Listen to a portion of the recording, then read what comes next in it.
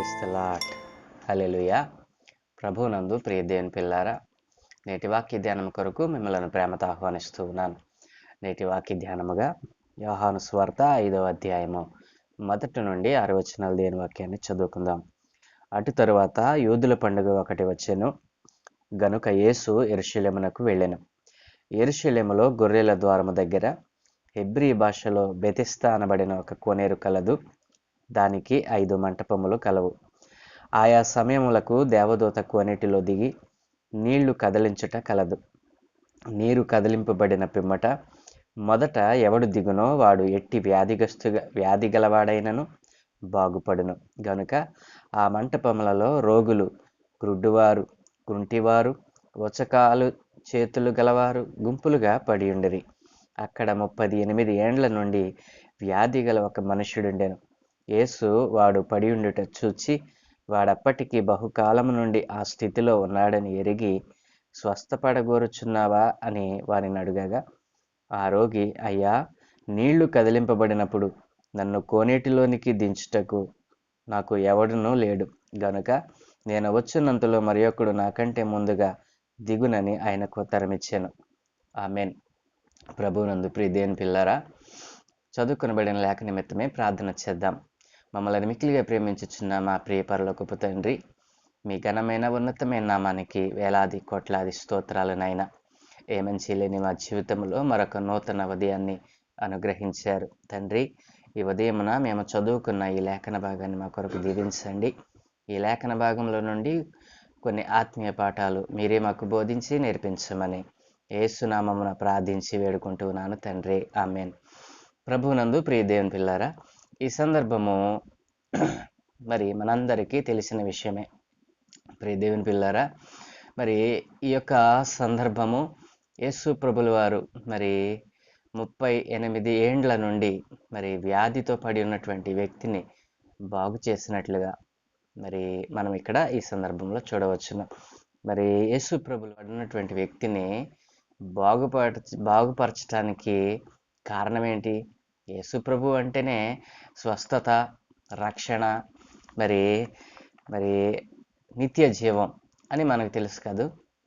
అయితే ఈ సందర్భంలో మనం కొన్ని విషయాలు నేర్చుకుందాం. ప్రియ దేవుని పిల్లారా, యేసు ప్రభు మరి యూదుల పండుగ అనేటువంటిది ఒకటి వచ్చినప్పుడు మరి యేసు ప్రభుల వారు యెరూషలేములోకి వచ్చారు. యెరూషలేమునకు మరి దేవాలయం దగ్గరికి వస్తే గొర్రెల ద్వారం దగ్గర ఒక ప్రదేశం ఉంది. ఆ ప్రదేశంలో ఒక కోనేరు ఉంది. ఆ కోనేరుకు బెతెస్దా అనేటువంటి పేరు. ప్రియ దేవుని పిల్లారా, బెతెస్దా అంటే మరి అద్భుతాలకు మారు పేరు. బెతెస్దా అంటే అద్భుతాలకు మరి స్వస్థతలకు మారు పేరు. మరి బెతెస్దా కోనేరు అని అంటే మరి దేవుని దూత దిగి వచ్చేటువంటి స్థలం. ప్రియ దేవుని పిల్లారా, దేవుని పరిశుద్ధత, దేవుని యొక్క దివ్య సన్నిధి, దేవుని యొక్క ఆత్మ, దేవుని యొక్క ప్రసన్నత మరి దిగేటువంటి చోటు. ఆ చోటుకున్నటువంటి ప్రత్యేకత చాలా ప్రశస్తమైనది. ఎందుకంటే సాక్షాత్తు దేవుని యొక్క దూతలు మరి ఆ యొక్క కోనేటిలోనికి దిగడం మరి ఎక్కడం మనం మరి చూడగలుగుతా ఉన్నాం. ఆ ప్రదేశం అనుకున్నటువంటి ప్రశస్తమైనటువంటి మరి పేరేంటంటే అది అద్భుతాలకు మారు పేరు. బెతెస్దా కోనేరు అని అంటే స్వస్థతకు మారు పేరు. ప్రియ దేవుని పిల్లారా, బెతెస్దా అంటే మరి పరిశుద్ధతకు మారు పేరు. అట్లాంటి పరిశుద్ధమైన స్థలంలో మరి దేవుని యొక్క దూత ఆ కోనేటిలోకి దిగుతుందని, ఆ కోనేటిలోకి ఎప్పుడైతే దేవుని దూత దిగుతుందో మరి ముందుగా ఎవడు ఆ కోనేటిలో దిగుతాడో వాడు ఎట్టి వ్యాధి గలవాడైనను బాగుపడతాడని అక్కడ అందరికీ తెలిసిన విషయమే. ప్రియ దేవుని పిల్లారా, మరి అట్లాంటి పరిశుద్ధమైన స్థలంలో మరి పరిశుద్ధమైనటువంటి దేవుని సన్నిధి అక్కడ మరి దిగుతా ఉన్నప్పుడు దేవుని దూతలే అక్కడ మరి ఆ కోనేటిలోనికి వస్తూ ఉన్నప్పుడు ఇన్ని విషయాలు తెలుసుకున్నటువంటి ప్రజలు అనేక మంది, రోగులు, మరి గుడ్డివారు, మరి కుంటివారు, ఊచకాలు చేతులు గలవారు, సకల వ్యాధిగ్రస్తులు ఆ కోనేటి చుట్టూ పడి ఉన్నారట. ఎప్పుడు దేవుని దూత ఆ కోనేటిలో దిగుతుందా, నేను అందులోనికి దిగి బాగుపడాలని వారు ఆశ కలిగి ఆ చుట్టూ పడి ఉన్నారు. అయితే ప్రియ దేవుని పిల్లారా, ఆ యొక్క పడి ఉన్న స్థితిని మనం చూస్తూ ఉన్నాం. అనేక మంది రోగులు మరి అక్కడ పడి ఉండటం, మరి దేవదూత కోనేటిలో దిగినప్పుడు మరి మొదటిగా దానిలో నేను దిగాలనేటువంటి సంకల్పంతో అనేక మంది ఆ కోనేటిలో దిగి స్వస్థత పొందుకొని ఇంటికి వెళ్ళిపోయిన వారు ఉన్నారు. ఇలాగున 1 సంవత్సరం 2 సంవత్సరాలు కాదండి, ఇట్లాగున అనేక సంవత్సరాలుగా జరుగుతూ వస్తూ ఉంది. కానీ ఒక వ్యక్తి ఉన్నాడు. ఆ వ్యక్తి అక్కడ పడి ఉన్నటువంటి సంవత్సరాలు ఎన్నో తెలుసండి? 38 సంవత్సరాలు. 38 సంవత్సరాలకు పూర్వము మరి ఆ ప్రదేశంలో స్వస్థత కలుగుతుందని, ఆ కోనేటిలో దిగినవాడు బాగుపడుతున్నాడని, ఆ కోనేటిలో దేవుని దూత మరి పరిశుద్ధాత్మ ద్వారా దానిలో కార్యాలు జరిగిస్తున్నాడని తెలుసుకున్నటువంటి వ్యక్తి 38 సంవత్సరాలకు పూర్వమే వచ్చి అక్కడ చేరాడు. కానీ తన జీవితంలో ఈ 38 సంవత్సరాలలో ఎప్పుడు కూడా ఆ కోనేటిలోనికి దిగాలి, నేను కూడా స్వస్థపడాలి, నేను కూడా బాగుపడాలనేటువంటి ఆలోచన గాని, తలంపు లేకుండా పరిశుద్ధమైన స్థలములో మరి అద్భుతాలకు మారుపేరైనటువంటి స్థలములో తన పాపపు పరుపు మీద పడుకొని ఒక వ్యక్తి ఉన్నాడు. ఆ విషయాన్ని గమనించినటువంటి యేసు ప్రభులు వారు మరి ఆ యొక్క వ్యక్తి దగ్గరికి వచ్చి అంటున్నారు కదా, నీవు స్వస్థపరచబడగోరుచున్నావా అని యేసు ప్రభు వారు అడిగితే ఆ వ్యక్తి ఏమని సమాధానం చెప్తున్నాడో చూడండి. ప్రియ దేవుని పిల్లారా, మరి 7వ వచనాన్ని మనం చదువుకుందాం. ఆ రోగి యేసు ప్రభు వారు 6వ వచనం నుండి చదువుదాం. యేసు వాడు పడి ఉండుట చూచి వాడప్పటికీ బహుకాలం నుండి ఆ స్థితిలో ఉన్నాడని ఎరిగి స్వస్థపడగోరుచున్నావా అని వానిని అడుగగా ఆ రోగి అంటున్నాడు, అయ్యా, నీళ్లు కదిలింపబడినప్పుడు నన్ను కోనేటిలోనికి దించుటకు నాకు ఎవడునూ లేడు గనుక నేను వచ్చినంతలో మరి ఒకడు నాకంటే ముందుగా దిగునని అతనికి ఉత్తరం ఇచ్చాను.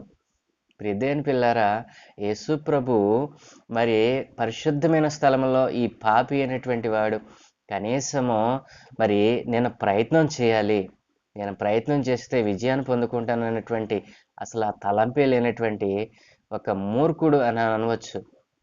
ప్రియదేని పిల్లారా, ఇట్లాంటి వాడు ఇట్లాంటి స్థలంలో ఉండకూడదని, ఈ పరిశుద్ధమైన స్థలంలో ఇట్లాంటి మరి బుద్ధిహీనుడు, మరి ఇంకా మనము చెప్పాలనంటే బద్ధకస్తుడు అని చెప్పవచ్చును కాదా.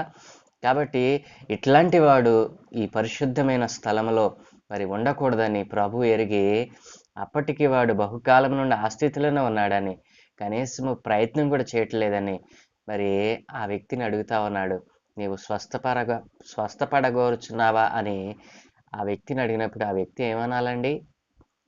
అవునయ్యా, నేను స్వస్థపడగోరుచున్నాను అని అంటే వెంటనే స్వస్థత లభించేది. కానీ ఆ వ్యక్తి సమాధానం ఎలా ఉంది? ఈ సమాధానాన్ని బట్టి మనం అనుకోవచ్చు, ఈ 38 సంవత్సరాల మరి 38 సంవత్సరాల నుండి కనీసం ఒక్కరోజు కూడా తాను బాగుపడాలనేటువంటి ఆశ కలిగి లేడు. తాను పడాలనేటువంటి ఆశ అతనిలో ఎంత మాత్రమే కనిపించలేదు.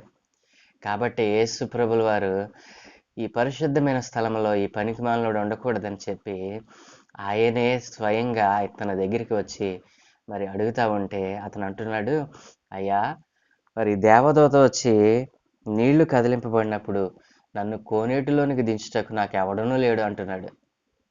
నీకెవడు కావాలి? చుట్టూ ఎంతమంది జనం? ప్రియ దేవుని పిల్లారా, నీవు ప్రయత్నం చేస్తే నోరు బాగానే ఉంది కదూ. మరి ఎంతోమంది రోగులను మరి స్వస్థపడాలని చెప్పి ఎంతోమంది తల్లిదండ్రులు, ఎంతోమంది సహోదరులు అనేక మందిని తీసుకుని వచ్చి ఉంటారు కదూ. ఎవరిని అడిగితే ఏ ఒక్కరు సహాయం చేయకుండా ఉంటారు. కానీ ఆ ప్రయత్నం ఏది కూడా ఈ వ్యాధి గల వ్యక్తి చేసినట్లుగా మనకు అక్కడ కనిపించదు. అతని సమాధానము మరి యేసు ప్రభుల వారికి మరి ఇష్టమైనదా అనంటే అతని సమాధానం అసలు యేసు ప్రభు అడిగిన ప్రశ్నకును ఆయన చెప్పిన సమాధానానికి అసలు పొంతన లేకుండా పోయింది. అందుకని యేసు ప్రభు అన్నారు కదా, యేసు ఇక వేరొక మరి మాట చెప్పకుండా యేసు ప్రభు అన్నారు కదా, యేసు నీవు లేచి నీ పరిపెత్తుకున్నాడు అని వానితో చెప్పాను. వెంటనే వాడు మరి స్వస్థత నుండి తన పరిపెత్తుకుని నడిచాను. ప్రియదేవుని పిల్లారా, యేసు ప్రభు వారు చేసినటువంటి అద్భుతము, అంటే అద్భుతము అనేదానికంటే ఒక పరిశుద్ధమైన స్థలములో మరి అనేక మంది స్వస్థపడి ఇంటికి వెళుతున్నటువంటి ప్రదేశంలో మరి దేవుని దూత మరి ఆ కోనేటిలోనికి దిగి వస్తున్నటువంటి స్థలములో 38 సంవత్సరాల నుండి మరి స్వస్థపడకుండా కనీసము నేను కూడా ఆ కోనేటిలో దిగి మరి నేను కూడా బాగుపడాలన్నట్టు ఆలోచన లేకుండా పడినటువంటి వ్యక్తిని మరి యేసు ప్రభుల వారు పట్టించుకున్నారు. ఇట్లాంటి వ్యక్తి పరిశుద్ధమైన స్థలంలో ఇట్లాంటి మరి బలహీనుడు, బుద్ధిహీనుడు, పాప పరుపుతో పడుకునేటువంటి వ్యక్తి ఉండకూడదని యేసుప్రభుల వారి మరి గుర్తెరిగి ఇట్లాంటి వాడిని చూసి ఇంకొకడు తయారవుతాడని చెప్పి మరి అట్లాంటి బుద్ధిహీనులను మరి ఆయన మరి స్వస్థపరిచారు. నీవు బుద్ధిహీనుడు అయినా, బలహీనుడు అయినా, మరి బద్ధకస్తుడు అయినా నిన్ను ఆయన ఇష్టపడతా ఉన్నాడు. నీవు బాగుపడాలని కోరుకుంటా ఉన్నాడు.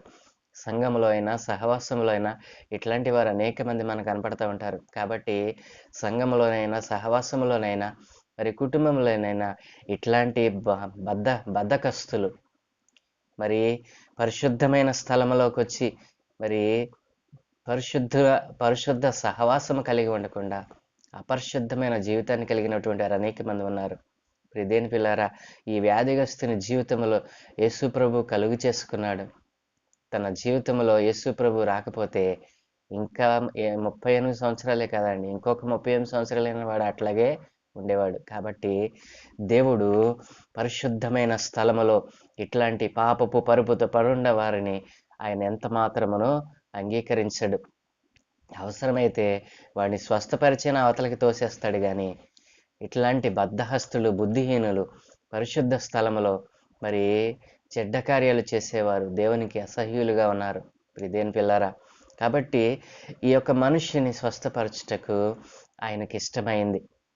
మరి దేవదూతలు దిగి వచ్చేటువంటి ప్రదేశంలో ఈ పనికి మాలిన వాడు ఉండకూడదని వాడి పాపపు పొరుపును వాడి చేత్తోనే ఎత్తించి వేసి అక్కడ నుండి ఆయన పంపించి వేశాడు. ఇంతకీ విషయం ఏంటో తెలుసా ప్రియులారా?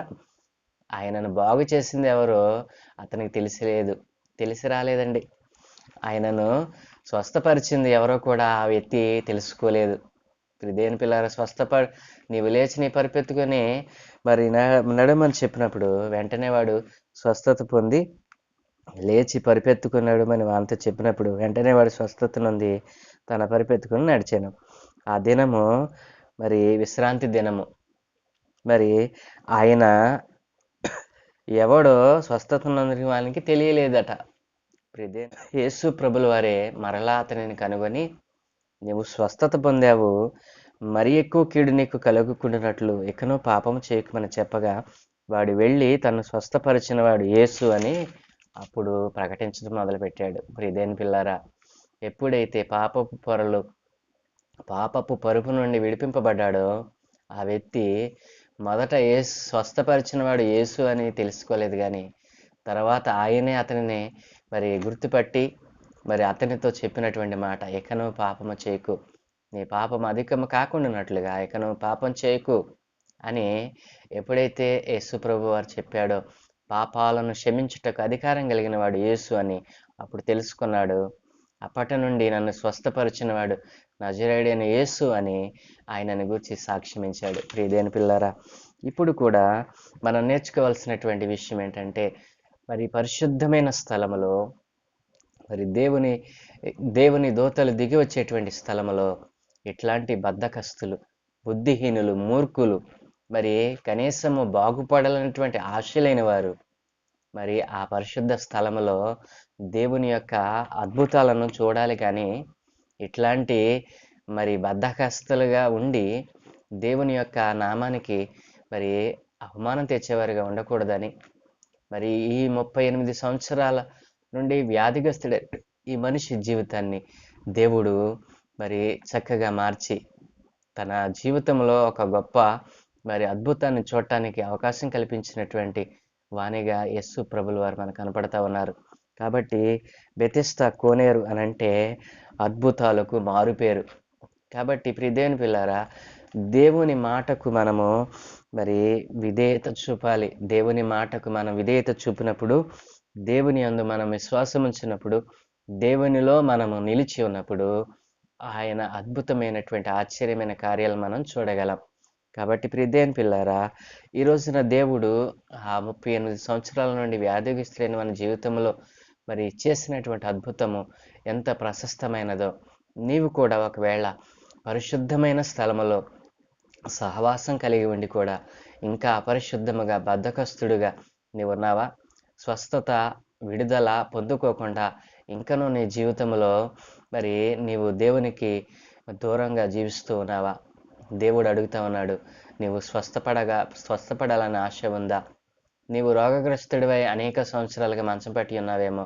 దేవుడు ఈరోజు నిన్ను అడుగుతా ఉన్నాడు, నీ పాపపు పరుపు నీ చేత్తోని ఎత్తి పడేయాలని ఆశపడతా ఉన్నాడు. నీవు కేవలము ఆయన సన్నిధిని ఒక్కసారి నీవు నీ నోటితో నీ పాపమును ఒప్పుకొని, దేవుడు అడుగుతా ఉన్నాడు, నీవు స్వస్థపడాలని ఆశ ఉందా అని. నాకు ఉందయ్యా అని చెప్పి నీవు నీ పడక మీద ఉండి నీవు మరి ఒక చిన్న మనవి ఆయనకి చేసినట్లయితే, నీవు ఎంతో కాలంగా మంచం పట్టి ఉన్నావేమో, నీ మంచం పట్టిన స్థితి నుండి దేవుడు నిన్ను పైకెత్తాలని ఆశపడతా ఉన్నాడు. ఆ రీతిగా ఆశ కలిగి ఉన్నావా? అయితే నాతో కలిసి చిన్న ప్రార్థన చేయి. సకల ఆశీర్వాదముల కారణభూతుడైన తండ్రి, మా మంచి దేవా, నీకు వందనాలు నాయనా. అవును దేవా, 38 సంవత్సరాల నుండి నాయనా నీ సన్నిధిలో ఉంటూనే నీ సన్నిధి యొక్క అద్భుతాన్ని, నీ సన్నిధి యొక్క స్వస్థతను పొందుకొనకుండా పడి ఉన్నటువంటి ఆ పాపపు మనిషిని నాయన నీవు స్వస్థపరిచావు.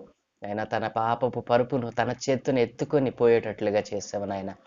దేవా, ఈ రోజున అట్లాంటి పాపపు పరుపుతో పడుండి దీర్ఘకాల రోగముతో వ్యాధులతో నాయన మంచం పట్టిన వారు అనేక మంది ఈ రోజున ఉన్నారు నాయన.